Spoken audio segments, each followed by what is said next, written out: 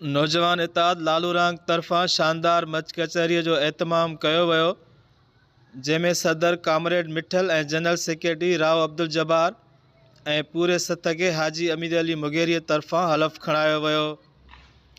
तक़रीब में महिमान ख़ास कामरेड ज़ुल्फ़कार बिरोही, कामरेड गदा हुसैन बिरोही, डॉक्टर ज़ुल्फ़कार चांडियो, हाजी अमीर अली मुगेरी, परवेज़ अहमद जज, कामरान जज, फ़तेह अली जतोई, फ़हद हुसैन मुगेरी, सजाद अली जुणेजो, यूनुस कुंभर, अली अमजद ख़ासखेली ऐं एहसान मुगेरी शिरकत कई।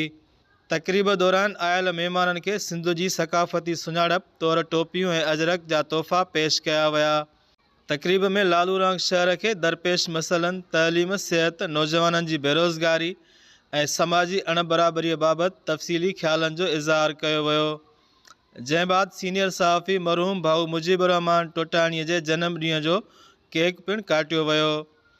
मच कचहरी में सैयद ख़ालिद शाह तरफ़ां लोकगीत पेश कया, जंहिंसां महफ़िल में ख़ुशगवार ऐं सक़ाफ़ती रंग भरियो माहौल पैदा थी वियो। शहरियुनि नौजवान इताद लालूरांग जे हिन समाजी सरगर्मीअ खे साराहींदे उमेद ज़ाहिर कई त अहिड़ा प्रोग्राम मुस्तक़बिल में भी तसलसल सां जारी रखिया वञनि।